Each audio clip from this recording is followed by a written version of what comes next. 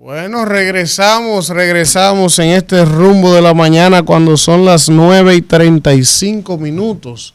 Y como les habíamos anunciado más temprano, vamos a conversar con el buen amigo Edwin Paraizón. Ustedes lo conocen, Edwin es una figura de mucho tiempo en las relaciones de República Dominicana y Haití, un especialista, fue cónsul, ¿verdad?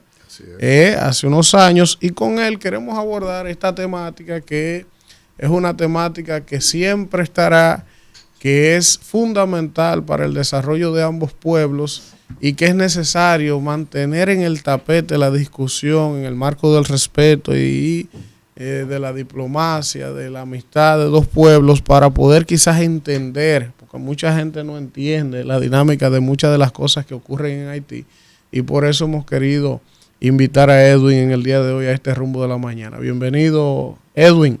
Muchas gracias. Buenos días a todos. Sí. Edwin, vamos a iniciar de adelante hacia atrás. Lo más reciente es el conflicto que hay con relación al canal en el río Masacre. Hay posiciones del gobierno dominicano con relación al canal. Hay posiciones también del lado haitiano con relación al canal. Escuchaba las declaraciones ya características, Edwin, altisonantes del señor Jovenel Moïse, donde él establecía que República Dominicana tiene 11 tomas de agua del lado del río, del lado dominicano, y que Haití no tiene ninguna, y que por eso él entiende que puede Haití también hacer una toma de agua. Entonces, en torno a esta situación, ¿cuál es la realidad del conflicto? ¿Cuál es la necesidad, por ejemplo, de crear el canal? Si es un tema realmente de necesidad. ¿Y por qué se ha complicado tanto? Algo que parece ser tan simple. Claude Joseph. Perdón, tuvo un lapsus. Tuvo un lapsus. Es un zombie. El señor Claude Joseph, el famoso Claude. Sí. Vamos a ver, ¿cuál es el problema con el desvío? Bueno, mira, tenemos que comenzar por esa reunión que se dio el 27 de mayo del 2021. Hubo en la Cancillería Dominicana una sesión de trabajo entre oficiales y técnicos de ambos gobiernos cuando surgió, digamos, el primer episodio de este caso. Recordamos que los dos gobiernos intercambiaron información. Haití planteó el derecho que tiene a partir del Tratado de 1929 del uso de ese recurso binacional. Entonces, ambas partes en esa reunión técnica y política firmaron una declaración. Hubo una declaración firmada. ¿Aceptando? Sí, entre ambas partes hubo una declaración donde, fruto de esa reunión. ¿Eso fue qué día? Eso fue el 27 de mayo del 2021, en la Cancillería. Entonces, esa declaración, ese documento... Miguel Valga. No, 2021. 2021, sí, 2021. Okay. Sí. Entonces, la reunión se hizo bajo el sombrero de la Comisión Mixta Bilateral. Y los dos, responsables para cada país de la comisión encabezaron la reunión. Me imagino que no pueden firmar un documento sin tener la autorización de sus superiores. Es decir, para firmar un documento al final de la reunión, ambos encargados tienen que consultar con Cancillería Dominicana, Cancillería Haitiana, con la Presidencia, con la Primatura, para que estemos de acuerdo. Y en ese documento, que se puede buscar, me imagino, en las páginas oficiales de nuestros gobiernos, se precisa que las partes reconocen que no va a haber efectos negativos sobre la República Dominicana la construcción de ese canal, de acuerdo a cómo los técnicos haitianos y oficiales haitianos explicaron que el proyecto se estaba haciendo. Además de esto, las partes acordaron digamos, medios para resolver litigios, si surgen litigios. Si surgieran. Sí, exacto. Entonces, lo primero es la creación de una comisión binacional. Ambientales. Exactamente. Sí. Y se creó. Claro, está nombrado por el gobierno. Entonces, además de esto, ¿cuál es el problema? Además, sí, yo no entiendo. Además de esto, también se planteó la posibilidad de un expertise internacional en caso de que mediara. Sí, en caso de que no logramos ponernos de acuerdo, podemos buscar ese expertise internacional. Más allá, fuera ya del ámbito oficial, nosotros como fundación trabajamos en ambas partes. Hemos propuesto, desde que surgió esta situación la primera vez, habíamos propuesto la creación de una comisión interuniversitaria, binacional, universidades haitianas y dominicanas, que sean las universidades que nos ayuden a ver más claro en esto. Ahora bien, todo esto está ahí. Ahora bien, en este caso, hay que decir que esos trabajos que se están haciendo no son trabajos o no es una decisión del gobierno haitiano. El gobierno haitiano no tiene nada que ver con lo que se está desarrollando en esos momentos en el canal. Cuando nosotros tratamos de averiguar qué está pasando, pues nos dicen que son unos agricultores, campesinos de la zona de Maribao, de la zona de Ferrié, que están enfrentando una situación seria de sequía y tienen problemas de irrigación para sus plantaciones. Pero allá los campesinos hacen ese tipo de cosas sin consentimiento de la autoridad. O sea, yo me imagino que aquí, de este lado, una persona no va a sacar canales de un río sin pedir la autorización de las autoridades. Entonces, allá lo están haciendo sin permiso de las autoridades. Así es, lo han hecho sin permiso y es penalizado por ley. Es decir, que los que han tomado esa iniciativa están corriendo el riesgo de ser arrestados, ¿Y cuál es la posición? Esto es entonces, interesante lo que él está diciendo. ¿Cuál es la posición del gobierno haitiano en contra de esos campesinos? O sea, ¿qué está haciendo? Debe proceder. Esta mañana, esa es otra discusión. Esta mañana decía en una emisora haitiana que la política del gobierno haitiano hasta ahora ha sido una política de silencio. No hemos escuchado a las autoridades haitianas en relación a la República Dominicana. No los hemos escuchado en nada, nunca han dicho nada con relación a los distintos tópicos de la agenda binacional. Yo creo que ha sido demasiado explícito, Edwin, en explicar esto aquí. Y mira, qué bueno que haya venido y haya explicado eso de la manera que lo ha hecho, porque claro, él ha dejado claro aquí ante la pregunta de Danira, quienes están haciendo eso del lado haitiano sin permiso de la autoridad están violentando la ley y el Estado haitiano tiene que actuar. Pero ahora no ha hecho nada. Ahora, sí, pero ese es otro tema. Sí, ahora es el aspecto político. Ahora, el tema de soberanía, el tema de una reunión que se dio en la Cancillería Dominicana de manera formal de Estado a Estado, donde el Estado haitiano le trajo una propuesta al Estado Dominicano de utilizar ese recurso que he compartido. Y la Cancillería Dominicana y la Misión Dominicana estuvo de acuerdo, firmó eso, entendió que no había problema, accedió a vigilancia internacional que mediara para detener. Eso es lo que él ha dicho aquí. Y entonces, ¿por qué después que se hizo eso, ahora el gobierno tiene un show con eso? El gobierno dominicano ahora tiene un show, que no, pero que vamos a cerrar la puerta. Lo que está pasando no atiende a ese acuerdo, eso es lo que pasa. Sí, son cosas pero es que el Estado Dominicano estuvo de acuerdo, según lo que Edwin nos ha relatado aquí, con que Haití le pidió, o no permiso, sino le informó que tenía el interés de utilizar el agua del río. Y el Estado Dominicano estuvo de acuerdo, no puso resistencia. Entonces, ¿cómo es que ahora el Estado Dominicano tiene este show de que cerrando la puerta de Dajabón porque reprimenda por el canal que se está haciendo? Porque mira lo que él está diciendo aquí. Partiendo de lo que Edwin está diciendo aquí, yo puedo inferir que el Estado Dominicano ni siquiera se ha molestado en investigar quién es que está haciendo el canal. si el Estado haitiano o si son campesinos. Si vemos el comunicado de Mirex, la Cancillería emitió un comunicado sobre el tema y se reconoce en el comunicado que no es el Estado haitiano. Que no es el Estado haitiano. Bueno, se menciona, en el comunicado se menciona al primer ministro y aparentemente ya hubo un contacto con la oficina del primer ministro porque está ahí en el comunicado de Mirex. Pero entonces la presión del Estado, Víctor, para que entres tú. No, tú entras ahora. Ahora, la presión del Estado dominicano, partiendo de lo que Edwin ha relatado aquí, debería ser presionar a su par haitiano para que impida la construcción de ese canal. Mira. Entonces, vamos a escuchar. Eso es lo que yo entiendo de lo que Edwin me ha dicho. En el derecho internacional no es así.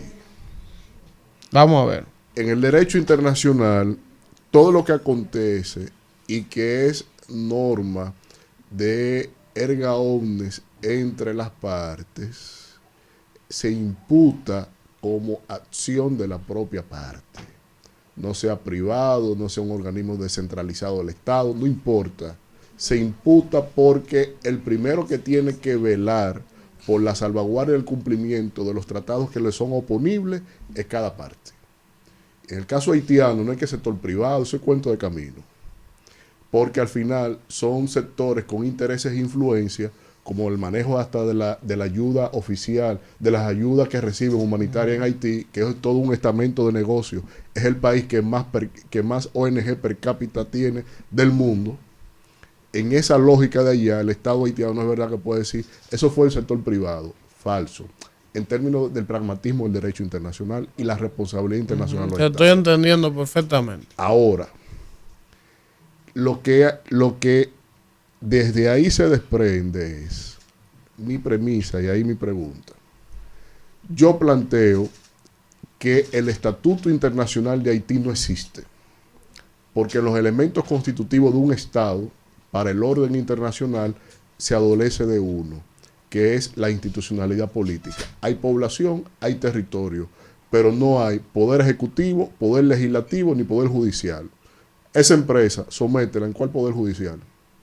Entonces, la cuestión es que no, para mí, lo que se tiene que generar en el debate es cuál es el Estatuto Internacional de Haití, que es lo que se tiene un gobierno de facto que ni siquiera representa los tres poderes que componen el poder, según la Constitución haitiana. Vamos a ver. ¿Ustedes se acuerdan que en el 2005 el Fondo para la Paz en Washington, es el think tank que comenzó sobre el tema de los países fallidos, ese primer informe del 2005 que creó también un debate a nivel binacional porque Haití y República Dominicana aparecieron en el mismo listado. Correcto. Pues uno de los criterios, uno de los elementos fundamentales para este think tank en definir los países fallidos o en instancia de ser fallido es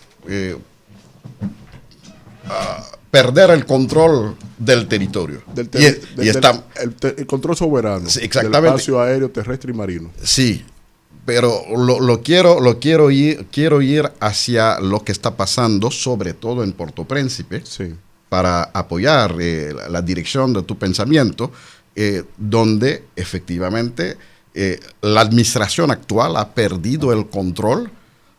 Nuestra ministra de Justicia llegó a hablar de territorios perdidos, refiriéndose a algunas zonas de Puerto Príncipe y sus alrededores que están bajo control de las gangas.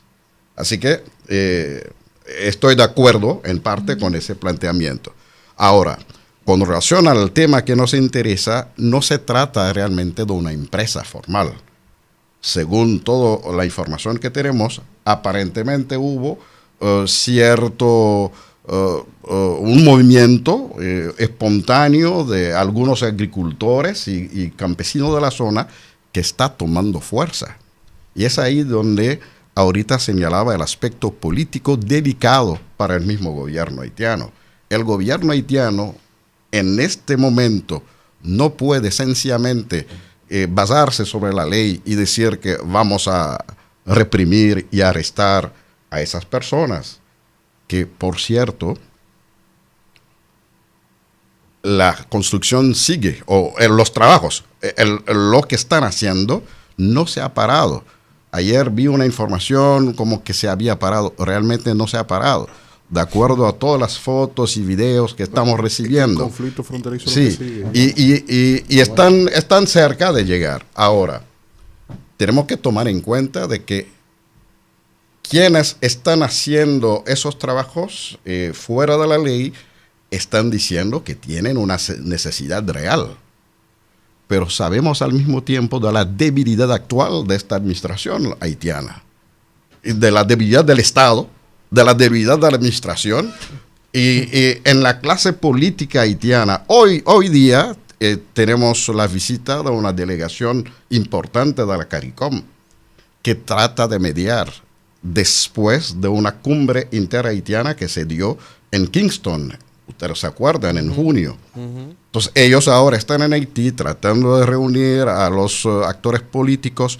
Hay dos corrientes. Una corriente que plantea la demisión, la salida, la renuncia del primer ministro Ariel Henry, porque después de 2 años, lamentablemente, no ha podido hacer avanzar a Haití en nada, no ha podido ni siquiera responder mínimamente a la misión que tiene. Pero una misión que tiene, una misión, yo diría, dada por quién. Y es la gran pregunta, el gran cuestionamiento sobre la misma legitimidad de esta administración. En Haití se ha cuestionado desde un principio la legitimidad del gobierno actual.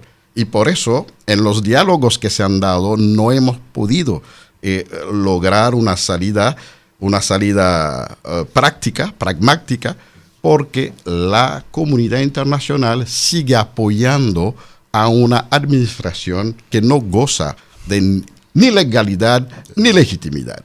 Entonces, ahora pedir al gobierno, desde el punto de vista dominicano, el gobierno dominicano que pueda efectivamente, legítimamente la República Dominicana está preocupada por esa construcción, por esa obra, por lo que se está haciendo, pero su par, el gobierno haitiano está en dificultad real para poder controlar esa situación.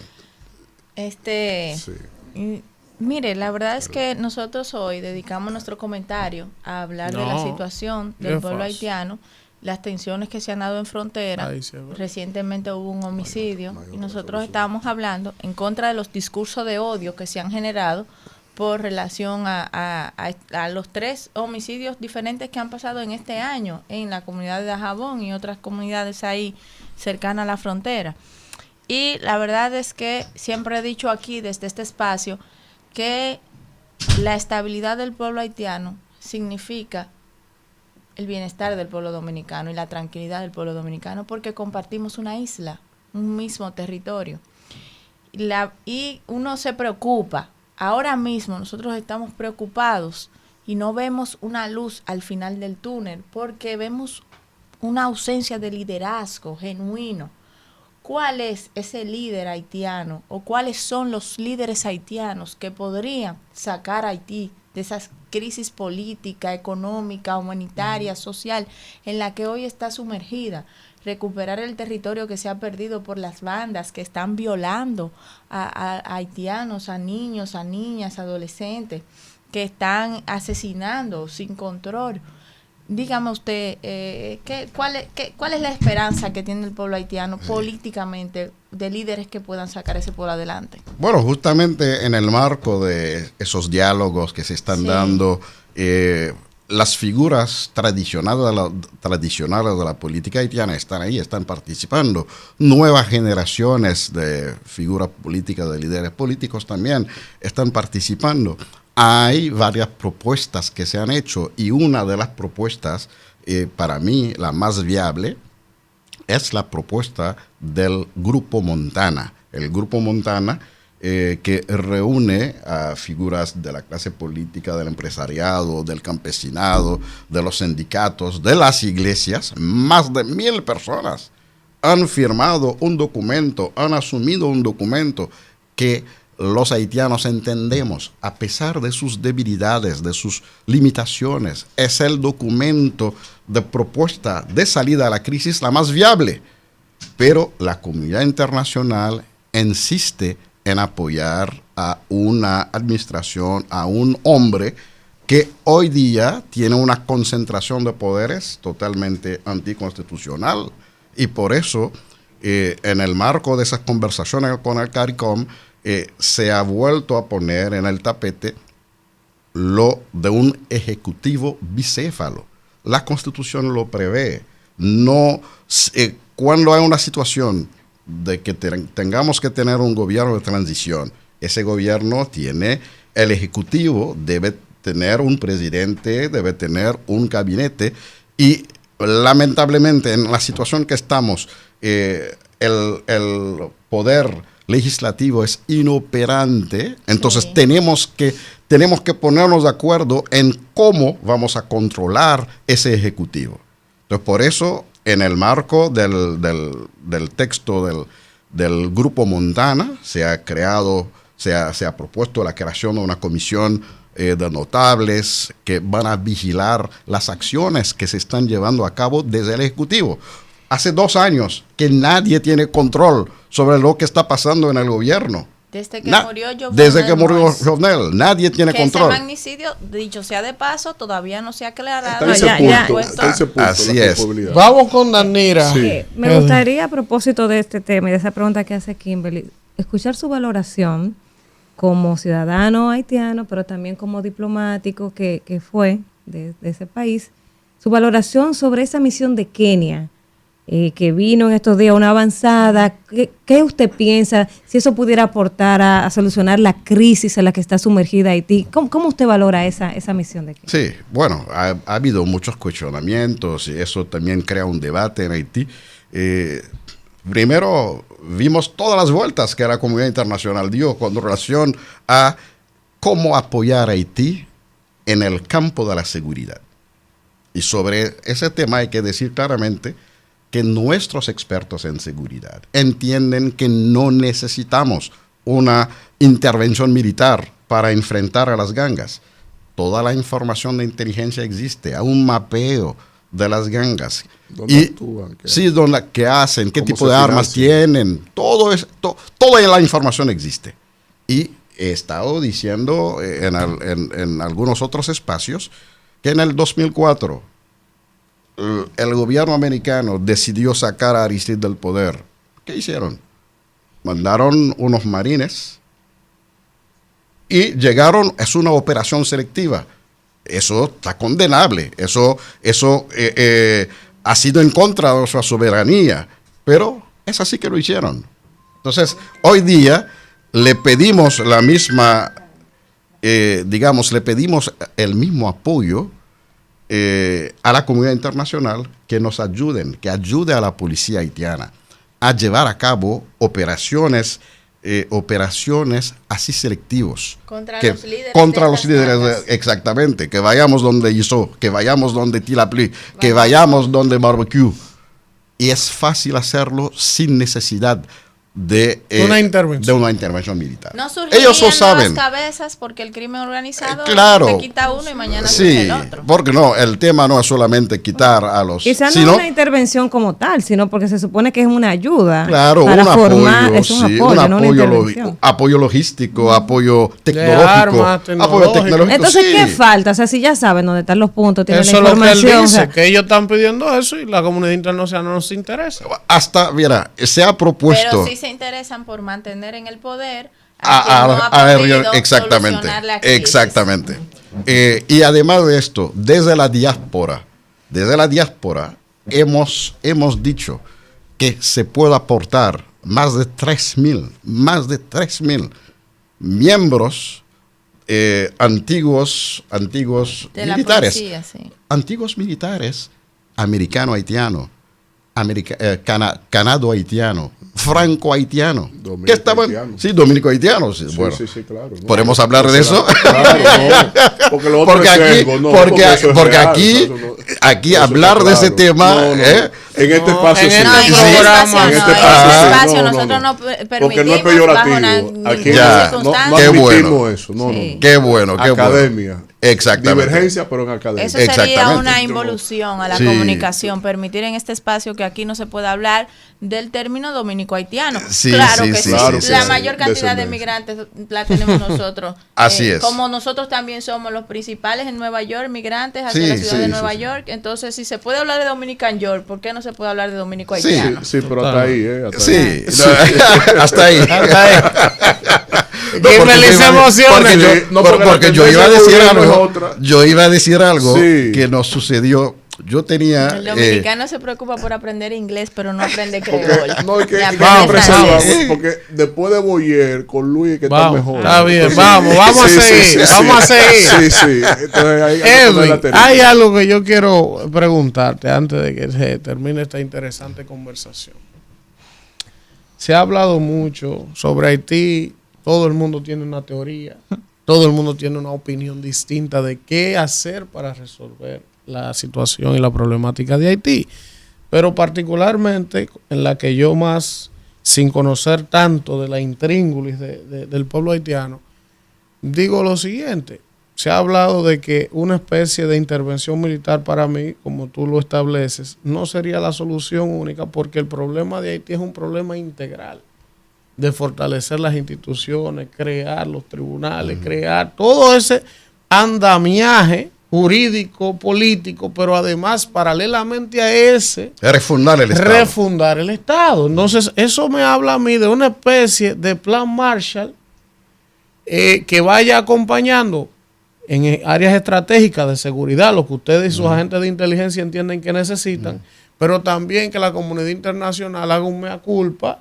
y diga: Canadá, Francia, Estados Unidos, vamos, ¿cuánto es que se necesita para refundar esto? Y para ayudarlos a encarrilarse. Eso es lo que yo pienso, pero no es lo que yo lo que creo que debería de hacerse. Ahora, ¿cómo se sienten ustedes, Edwin, cuando ustedes escuchan al otro día al gobierno estadounidense decir: no, ya lo que nosotros íbamos a hacer por Haití lo hicimos?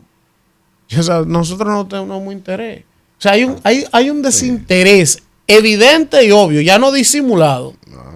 ¿Cómo se siente el haitiano? O sea, ¿qué dice el haitiano, el intelectual, el medio, el bajito, sobre esa actuación de esa comunidad internacional? ¿Cómo el haitiano lo ve? No, Me gustaría conocer. hoy día se ve la comunidad internacional como parte del problema.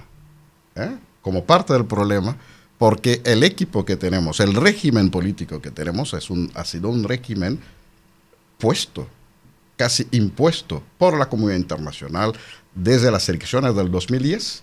Así que estamos hablando de personas que se llamaban, alguien como Martelly, por ejemplo, desde el mundo artístico se autollamaba bandido legal. Es así que se vendía, vendía su figura artística. Entonces, los bandidos legales llegaron al poder en Haití en el 2010 de mano de la administración americana. Recordamos que Hillary Clinton viajó 2 veces en Haití en el proceso electoral, preelectoral.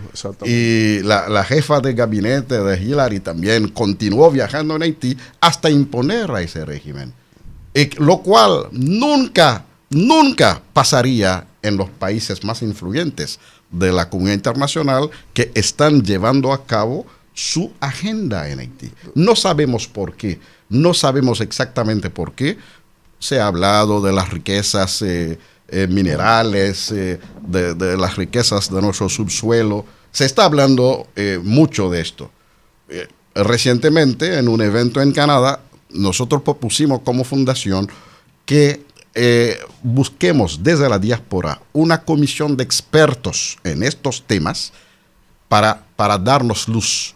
Porque desde los años 80 hay un famoso doctor Mathurin, que ya murió, que ha estado hablando del tema de la presencia de uranio en Haití. Ahora recientemente se habla de cobalt, otro mineral. Otro mineral. Sí. Entonces, no hay información científica que pueda decir, que nos pueda permitir en concluir que efectivamente es detrás de esto que la comunidad internacional estuviera. Sí. Quisiéramos que esa comisión de expertos pueda aportar más datos. Yo por curiosidad, puede acogerse a la quinta enmienda, si no me quieres responder o si no conviene, en términos diplomáticos. Señor Barizón,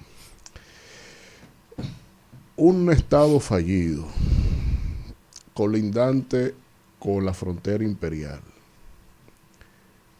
tiene un sentido y utilidad geoestratégica.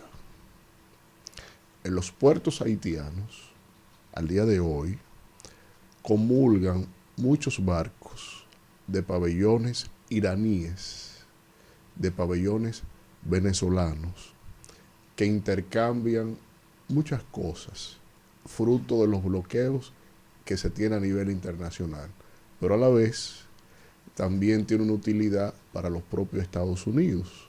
Yo recuerdo el dato que de este lado encontraron unas armas de una serie de fabricación que eran las mismas que tenían los que derrocaron a Muammar Gaddafi en Libia.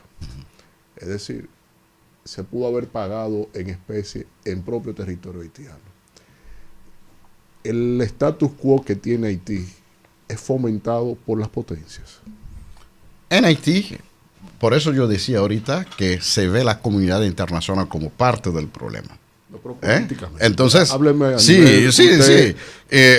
Yo diría que hay manos externas que están detrás de lo que está pasando en Haití. No es posible que tengamos esa situación que ha durado tanto sin que se haya que a nadie le interese. No creo que sea un desinterés, sino que en el fondo, intencionalmente. No es un desinterés. No, una doctrina. Hay una doctrina Monroe dedicada a Haití. Sí. Señores, Edwin, gracias por estar con nosotros en este Rumbo de la Mañana. Ustedes vamos a un contacto y regresamos con más del Rumbo de la Mañana. Yo sé que Rebeca está como el diablo.